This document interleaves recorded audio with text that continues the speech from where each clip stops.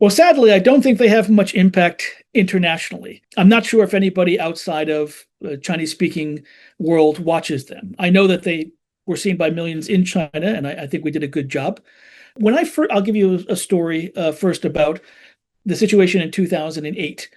So in 2008, when I was first in Nanjing and first became interested in the Chinese war crimes tribunals of the Japanese, I gave a talk at the end of my stay in bad Chinese, and the audience was very nice to me. And I thought only a few people would be there, and about 40 graduate students of varying levels were there. And these are graduate students who have deep knowledge of Chinese history, a deep knowledge of politics.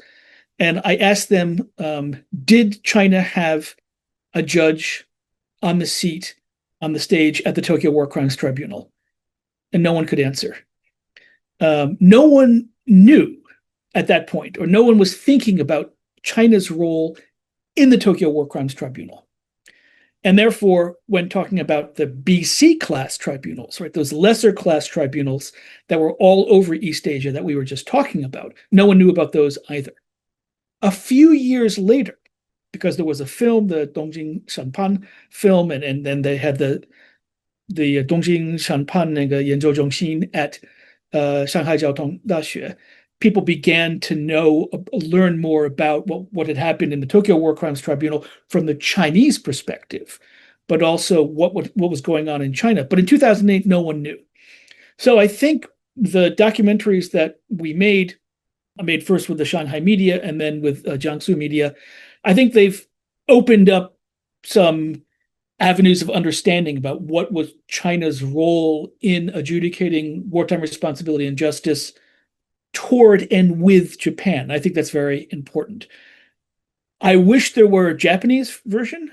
Unfortunately, there's no Japanese version. I think it's very important. Japanese NHK, national broadcaster here, and other TV media are interested and often do excellent documentaries about Japan's empire, Japan's aggressive war, and they interview a lot of individuals and they put that on the web.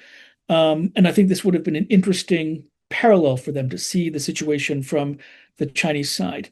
In terms of people viewing it in the West, one of the issues that scholars who do the history of East Asia that we face in the West is that there's no interest. I have found much less interest in my scholarship and the documentaries in the UK and America, and much more in Korea, Taiwan, China, and Japan. And I think a Korean version would also be important and interesting. There's a whole range of Korean war criminals, and the Korean issue in post-war East Asia is also a very difficult issue to unravel. And they're beginning to talk about it now more freely in Korea as well.